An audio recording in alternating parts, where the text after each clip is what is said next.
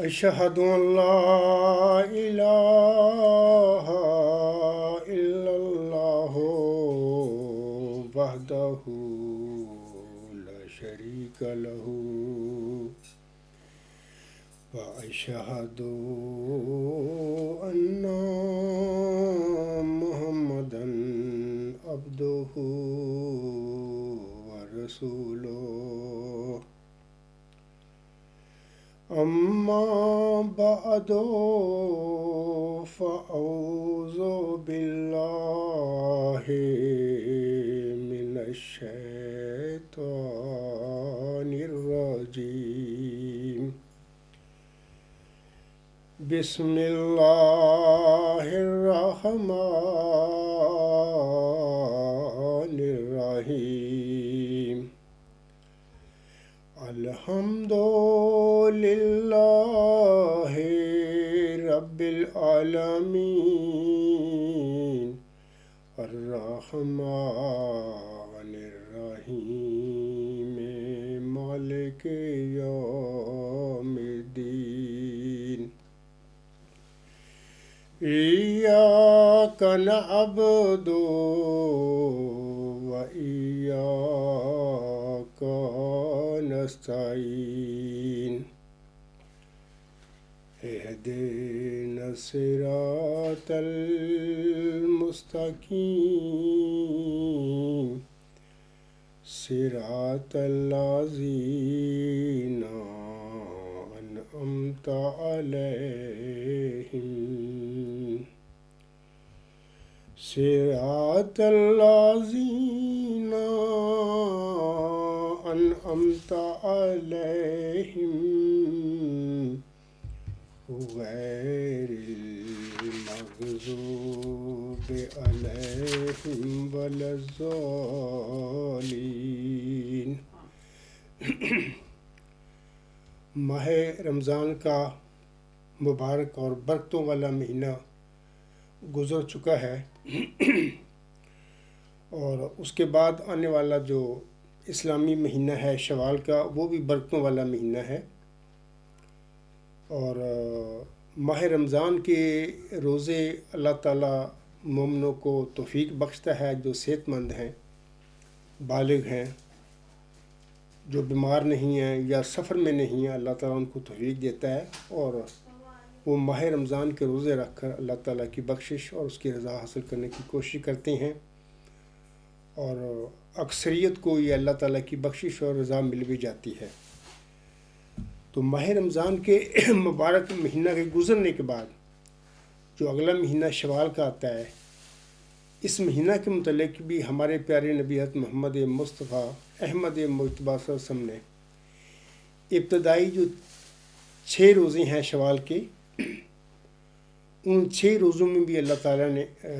تعالیٰ ان کے رکھنے میں بھی بڑی برکتیں ہیں، اور ان شوال کے 6 روزوں کی بڑی فضیلت ہے امت محمدیہ میں۔ حضرت صلی اللہ علیہ وسلم کی ایک حدیث ہے، میں اس کا ذکر کر دیتا ہوں۔ عن ابی ایوب رضی اللہ عنہ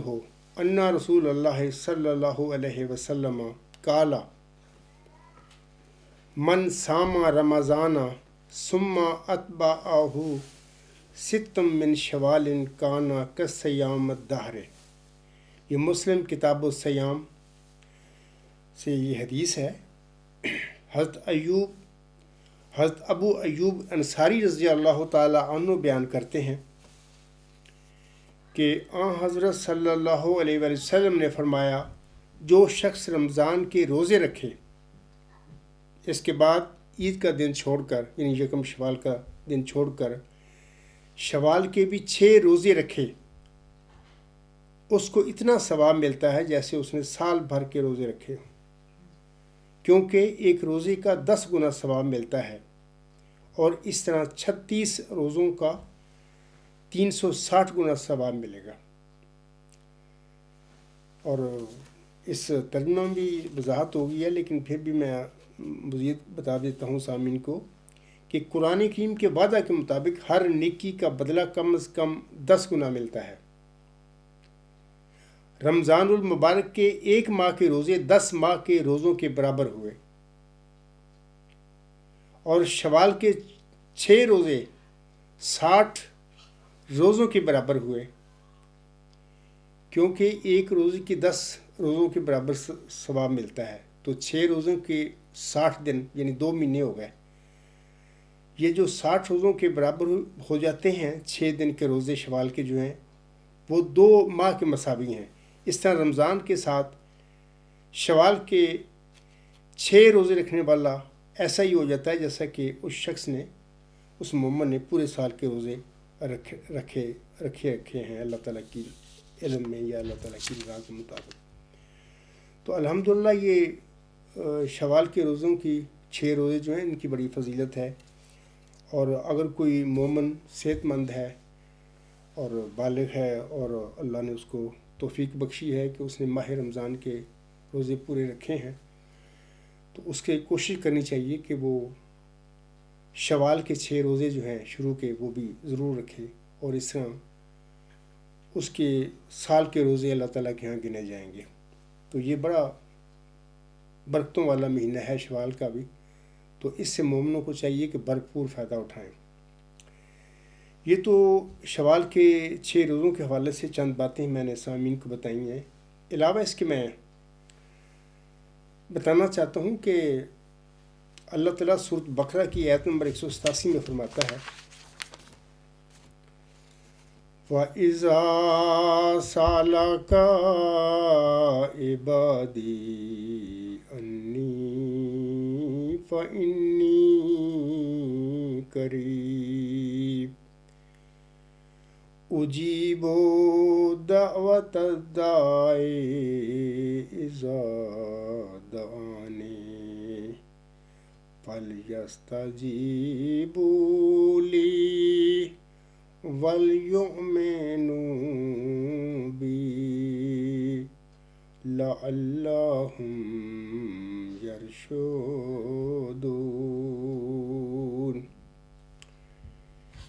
اس آیت کریمہ میں اللہ تعالیٰ اپنے پیارے نبی حضرت محمد مصطفیٰ احمد مجتبیٰ صلی اللہ علیہ وسلم سے مخاطب ہو کر فرماتا ہے، اور جب میرے بندے تجھ سے میرے متعلق سوال کریں تو یقیناً میں قریب ہوں، میں دعا کرنے والی کی دعا کا جواب دیتا ہوں جب وہ مجھے پکارتا ہے۔ ظاہر قربت کی یہی نشانی ہے نا کہ میں اگر اللہ تعالیٰ کے حضور ایک دعا کرتا ہوں، اگر وہ قریب میرے نہ ہو وجود اللہ میرا، تو وہ میری دعا نہیں پھر سنے گا۔ اللہ فرماتا ہے کہ میں جب دعا کرنے والا دعا کرتا ہے میں اس کے قریب ہی ہوں، اور میں اس کی دعا جو وہ کرتا ہے اس کا جواب دیتا ہوں۔ آگے اللہ فرماتا ہے پس چاہیے کہ وہ بھی میری بات پر لبیک کہیں اور مجھ پر ایمان لائیں تاکہ وہ ہدایت پا جائیں۔ یعنی اللہ تعالیٰ پر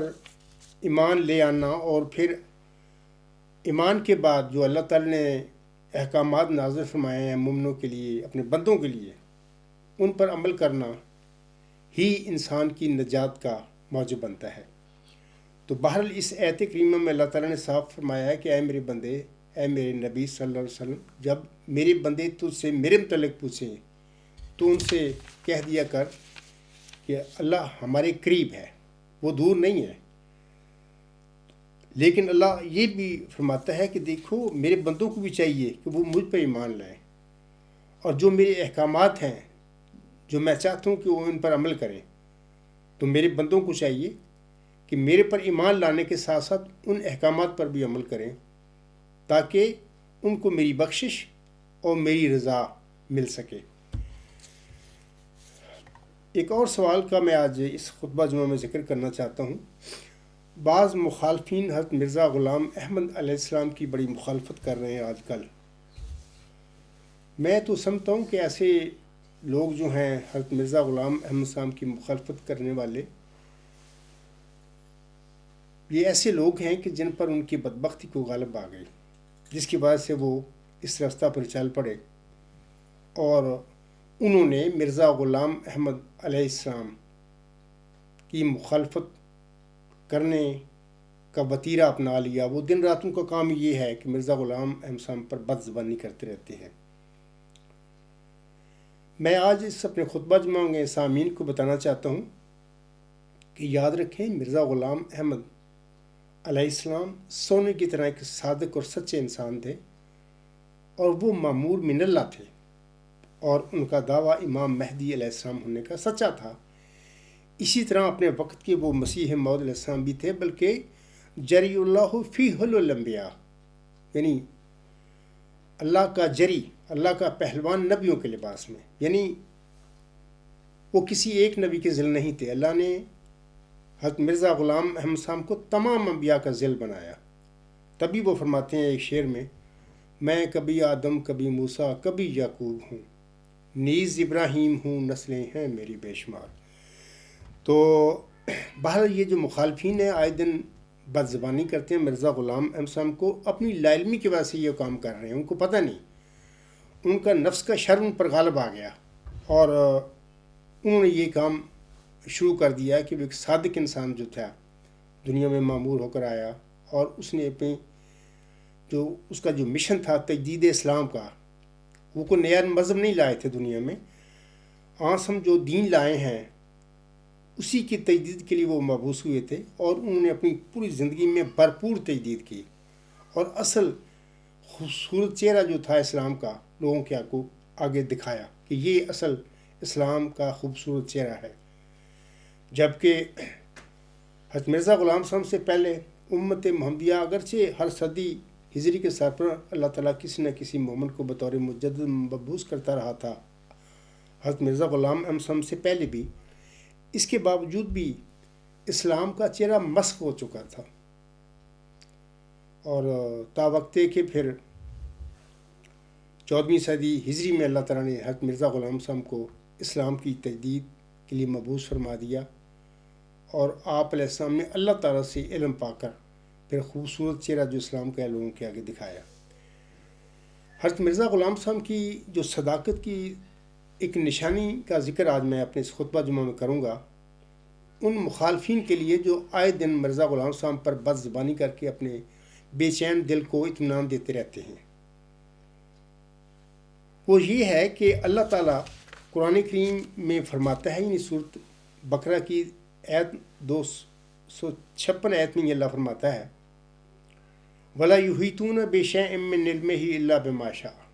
اللہ نے فرما دیا صاحب کہ میری ذات کا علم کوئی انسان بھی حاصل نہیں کرتا سوائے اس کے کہ جتنا میں خود چاہوں اور میں کسی کو دوں۔ یعنی ذات باری تعالیٰ کا علم حاصل کرنا کسی انسان کی عقل کا کام نہیں ہے۔ بڑے بڑے عقل مند دنیا میں پیدا ہوتے ہیں، بڑے بڑے جینیس بھی ہوتے ہیں، عقل مند بھی ہوتے ہیں، لیکن اللہ تعالیٰ کی ذات کا علم وہ حاصل نہیں کر سکتے عقل کے ذریعے۔ یہ صرف اور صرف اللہ تعالیٰ کی عطا ہوتا ہے، وہ جس مومن کو چاہے اپنے ذات کا علم وہ دے دیتا ہے، کیونکہ اس کے لیے تو اپنی ذات کا علم دینا اپنے کسی بندے کو اس کے لیے کیا مشکل ہے، وہ تو ہمارا مالک ہے، وہی دیتا ہے۔ اور جب وہ دیتا ہے کسی بندے کو علم اپنی ذات کا، تو اس کے بعد پھر ظاہر ہے کہ اس بندے پر اللہ تعالیٰ کی علم اور معرفت کا دروازہ کھل جاتا ہے، اور اس کو اللہ تعالیٰ کی کامل علم اور کامل معرفت اس پر ظاہر ہو جاتی ہے، اور وہ ایک طرح سے اللہ تعالیٰ کا چہرہ دیدار اس دنیا میں کر لیتا ہے۔ یہ جو مخالفین ہیں مرزا غلام احمد صاحب کے متعلق آئے دن بک بک کرتے ہیں، بد زبانی کرتے ہیں، ان سے میں یہ بات کہتا ہوں، یہ جو سورۃ بقرہ کی آیت نمبر 256 کا میں نے ابھی ٹکڑا پڑھا ایک آیت کا، وَلَا يُحِيطُونَ بِشَيْءٍ مِّنْ عِلْمِهِ إِلَّا بِمَا شَاءَ، میں ایسے مخالفین سے کہتا ہوں کہ دیکھیں اللہ تعالیٰ کا وعدہ ہے کہ میں جس کو چاہوں جتنا چاہوں اپنی ذات کا علم دوں، میری ذات کا علم کوئی انسان عقل کے ذریعے حاصل نہیں کر سکتا۔ میں مرزا غلام احمد رسام کے مخالفین سے آج کہتا ہوں کہ دیکھیں اللہ تعالیٰ نے امام مہدی و مسیح موعود حضرت مرزا غلام احمد صاحب سے یہ وعدہ کیا تھا کہ اے میرے بندے، میں تیرے پیروکاروں کو علم اور معرفت میں کمال بخشوں گا، اور انہوں نے اپنا یہ جو اللہ تعالیٰ نے ان کو وعدہ دیا تھا، اس کا حضور سامنے اپنی کتاب تجلیات الہیہ میں ذکر فرمایا ہوا ہے۔ تو اللہ تعالیٰ کا کامل علم اور اس کی کامل معرفت سوائے وحی اور الہام کے ممکن نہیں ہے کہ انسان خالی عقل سے اللہ تعالیٰ کی ذات کا علم اور اس کی معرفت حاصل کر لے۔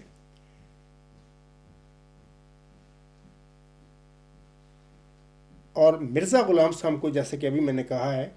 کہ یہ وعدہ دیا گیا تھا کہ اے میرے بندے، میں تیری پیروکاروں کو علم اور معرفت میں کمال بخشوں گا۔ الحمدللہ رب العالمین، یہ عاجز جو ہے آپ سب کے سامنے کھڑا ہوا،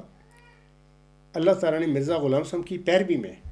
آپ علیہ السلام کی دعا کے نتیجے میں اس عاجز کو اپنی ذات کا کامل علم اور کامل عرفان بخشا ہے۔ میں مخالفین سے کہتا ہوں کہ اگر نعوذ باللہ من ذالک جس سے تم بک بک کرتے ہو مرزا غلام صاحب کی صداقت کے حوالے سے، ان کی ذات پر کیچڑ اچھالتے ہو، نعوذ باللہ من ذالک یہاں تک اس کو دیریہ تک کہتے ہو، اتنی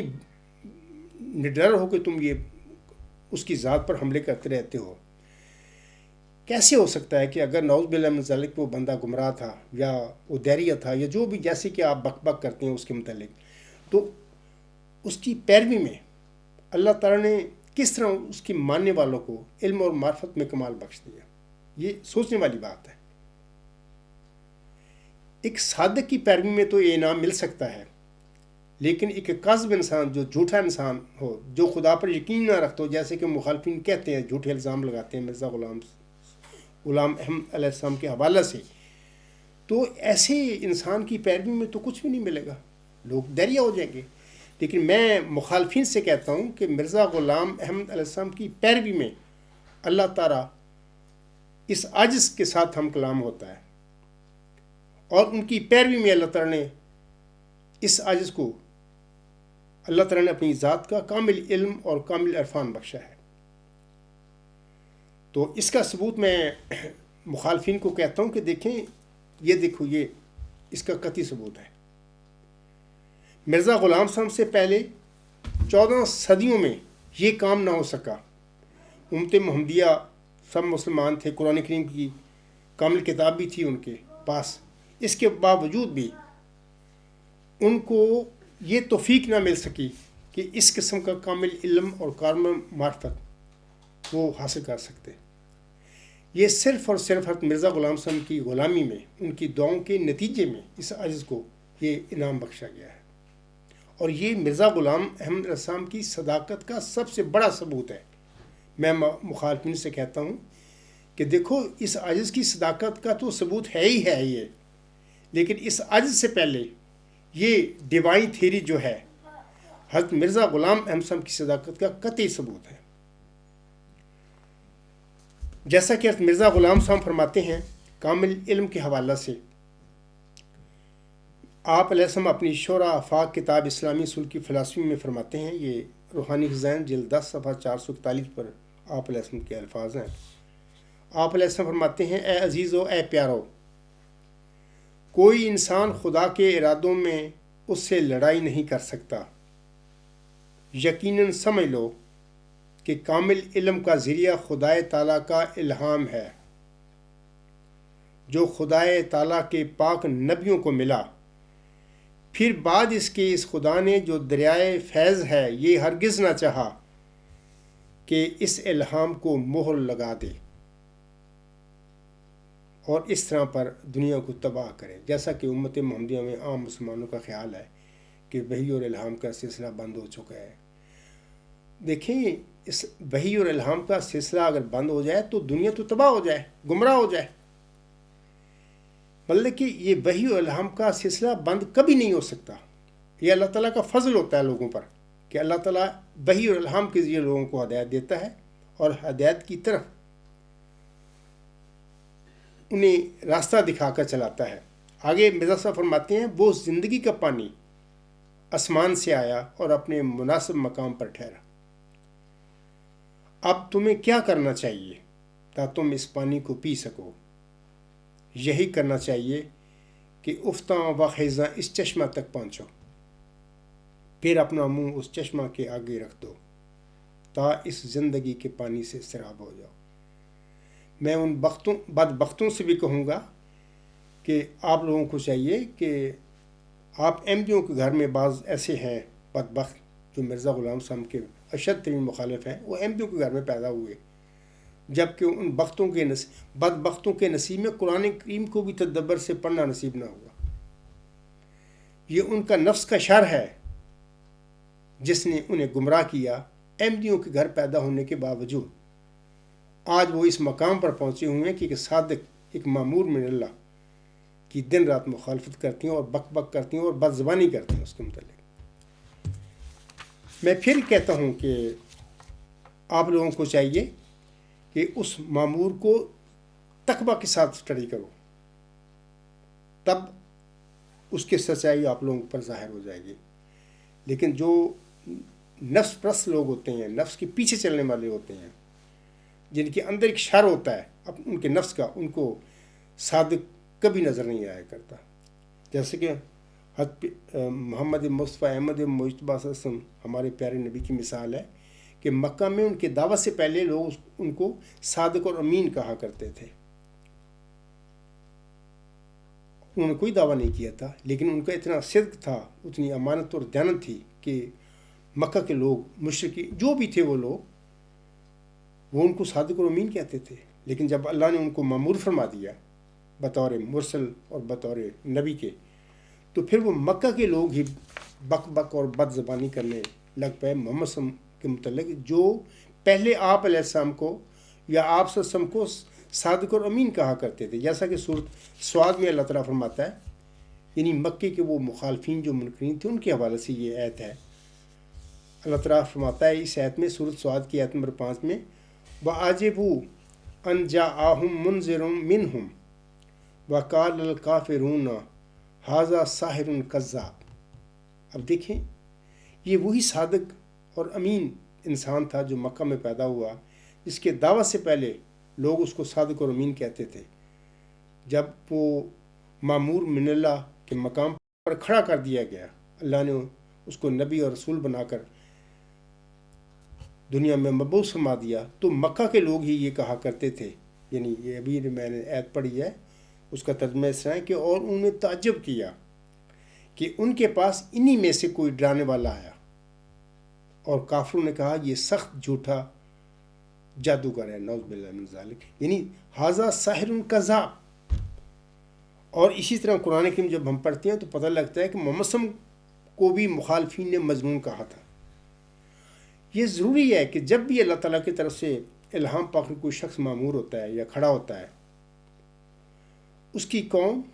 اس کی جماعت والے، اس کی جو لوگ ہوتے ہیں،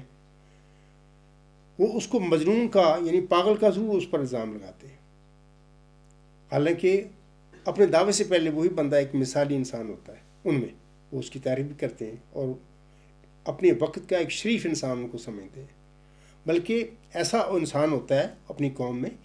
کہ جس سے مشورہ لینا اور جس کی پیروی کرنا لوگ باعث فخر سمجھتے ہیں اپنے کے لیے۔ لیکن جب وہی انسان اللہ تعالیٰ کے اذن کے ساتھ کھڑا ہو جاتا ہے اور ماموریت کا دعویٰ کر دیتا ہے کہ اللہ نے مجھے مامور فرما دیا ہے آپ لوگوں کی ہدایت کے لیے، تو اسی خدا کے مرسل کے متعلق یہ بدبخت جو ہوتے ہیں مخالفین ساحر اور کذاب کہنا شروع کر دیتے ہیں۔ یہی آج حضرت مرزا غلام احمد صاحب کے حوالے سے معاملہ ہے۔ ایسے بدبخت لوگ جو احمدیوں کے گھر میں پیدا ہوئے، آج بدبخت مرزا غلام صاحب کو نعوذ باللہ من ذالک درجہ قرار دیتے پھر رہے ہیں، جبکہ میں ان سب سے کہتا ہوں کہ دیکھو مرزا غلام صاحب کی صداقت کا یہ بین ثبوت ہے۔ امت محمدیہ میں اس عاجز سے پہلے کتنی صدیاں گزر گئی ہیں، کسی انسان کو یہ توفیق نہ ملی کہ وہ یہ کامل علم اور کامل معرفت کا ثبوت لوگوں کے آگے ذات باری تعالیٰ کے متعلق حوالہ سے پیش کرتا۔ یہ مرزا غلام صاحب کی پیروی کا نتیجہ ہے اور ان کی دعاؤں کا ثمر ہے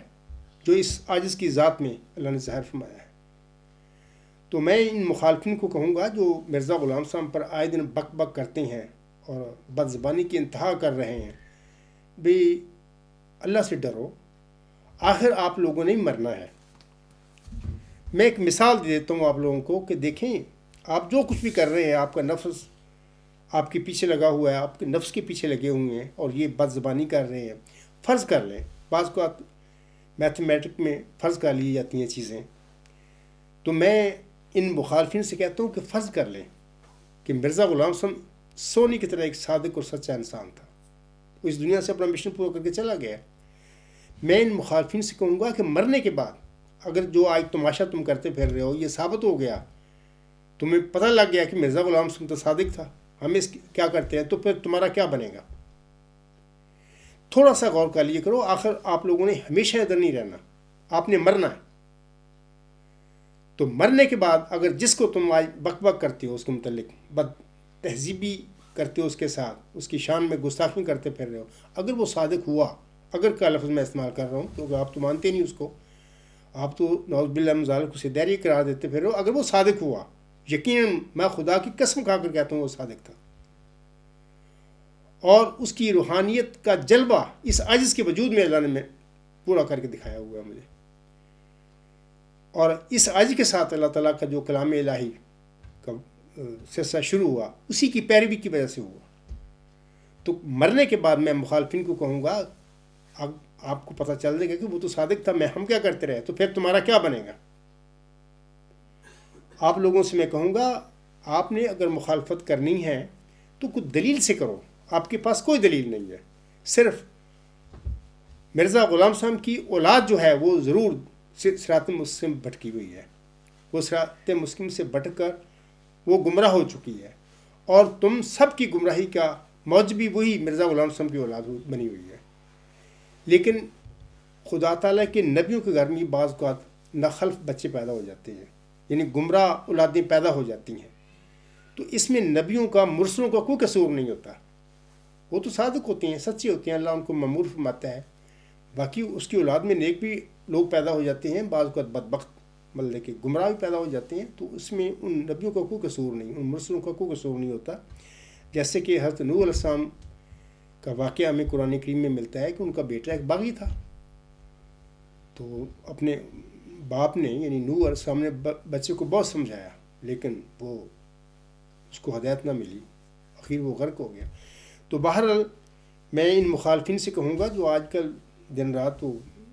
مرزا غلام صاحب کی مخالفت میں اپنی جان کو ہلکان کرتے رہتے ہیں، آپ لوگوں کو چاہیے کہ اس طرح نہ کرو، اپنی جان پر رحم کرو، تو ایسا نہ ہو کہ مطلب کہ خدا تعالیٰ کی ناراضگی آپ پر پڑ جائے اور اسی دنیا میں اللہ تعالیٰ آپ کو عبرت کا نشان بنا دے۔ میں ایک مرزا غلام صاحب کا ایک حوالہ اور پیش کرنا چاہتا ہوں یہاں پر۔ حضرت مرزا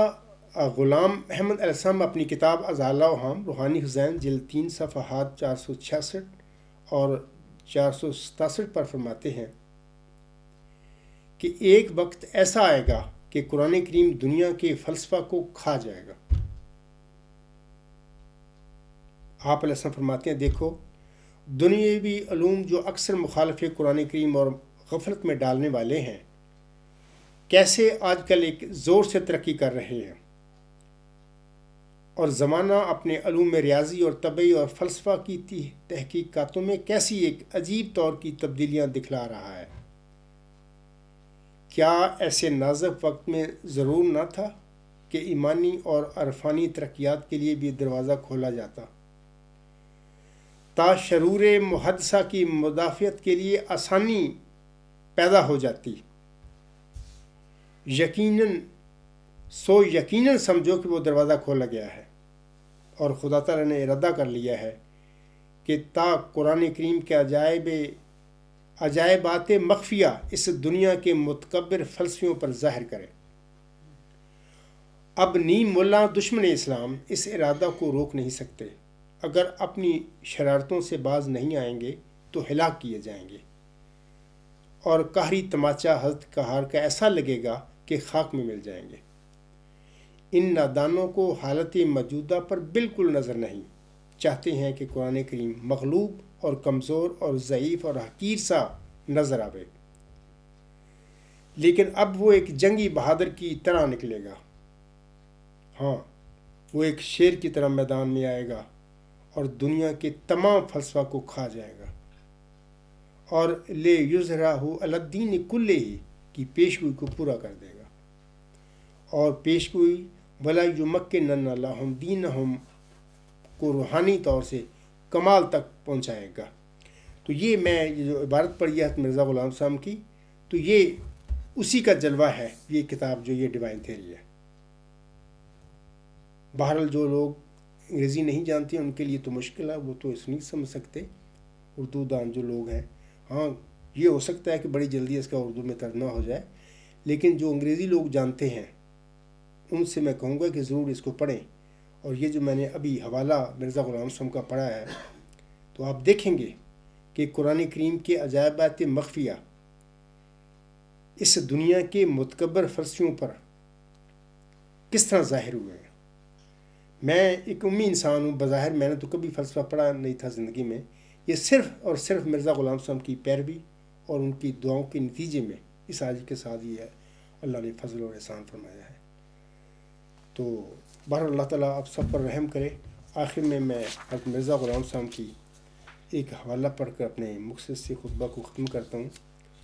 حضرت مرزا غلام احمد السلام بنی نوع انسان کو ایک نصیحت فرماتے ہوئے لکھتے ہیں، یہ روحانی خزائن جلد 3 صفحہ 550 پر آپ علیہ السلام کے الفاظ ہیں۔ آپ علیہ السلام فرماتے ہیں، مجھے اس وقت اس نصیحت کی حاجت نہیں کہ تم خون نہ کرو، کیونکہ بجز نہایت شریر آدمی کے کون ناحق کے خون کی طرف قدم اٹھاتا ہے، مگر میں کہتا ہوں کہ ناانصافی پر ضد کر کے سچائی کا خون نہ کرو، حق کو قبول کر لو اگرچہ ایک بچہ سے، اور اگر مخالف کی طرف حق پاؤ تو پھر فی الفور اپنی خشک منطق کو چھوڑ دو، سچ پر ٹھہر جاؤ اور سچی گواہی دو، جیسا کہ اللہ جل شانہ فرماتا ہے، فائی تانب الرجسا من الاوثان وج تانب قول الزور، یعنی بتوں کی پلیدی سے بچو اور جھوٹ سے بھی کہ وہ بت سے کم نہیں۔ جو چیز قبلہ حق سے تمہارا منہ پھیرتی ہے وہی تمہاری راہ میں بت ہے، سچی گواہی دو اگرچہ تمہارے باپوں یا بھائیوں یا دوستوں پر ہو، چاہیے کہ کوئی بھی عداوت تمہیں انصاف سے ماننے نہ ہو۔ میں ان بدبختوں سے کہوں گا کہ جو مرزا غلام صاحب پر اس کے جھوٹے بہتان لگاتے پھر رہے ہیں کہ وہ دہریہ تھے فلاں تھے،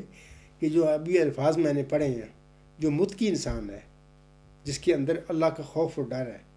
ان الفاظ پر غور کرے کہ کیا کوئی ایسا انسان جس کا خدا پر ہی یقین نہ ہو، جیسا کہ مخالفین آج کل لوگ بک بک کرتے پھر رہے ہیں، اس کی تحریر ایسی ہو سکتی ہے؟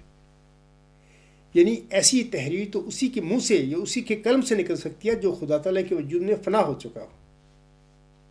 غیر جو ہوتا ہے اس کے قلم سے، اس کے منہ سے ایسے الفاظ نہیں نکل سکتے۔ بہر اللہ تعالیٰ سب کو سمجھ دے، اور بطور خاص یہ جو بدبخت مخالفین ہیں ان کی اللہ آنکھیں کھولے تاکہ ان کی آخرت تباہ ہونے سے بچ جائے اور اللہ کا غضب نہ ان پر بھڑک جائے۔ انہی الفاظ پر میں اپنا یہ مختصر خطبہ ختم کرتا ہوں۔ وما علینا الا البلاغ وآخر الدعوانا ان الحمد للہ رب العالمین۔ فالحمد للہ اولا وآخرا وظاہرا وباطنا هو مولانا نعم المولا ونعم النصیر ونعم الوکیل۔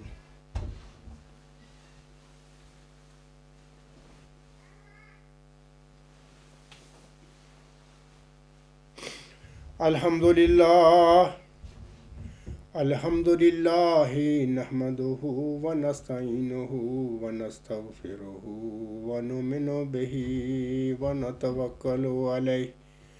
ونعوذ باللہ من شرور انفسنا ومن سیئات اعمالنا، من یهده اللہ فلا مضل له ومن یضللہ فلا ہادی له، ونشهد ان لا الہ الا اللہ ونشهد ان محمدا عبدہ ورسولہ۔ عباد اللہ رحمکم اللہ ان اللہ یأمر بالعدل والاحسان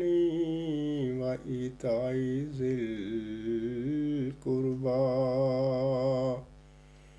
وینہی عن الفحشاء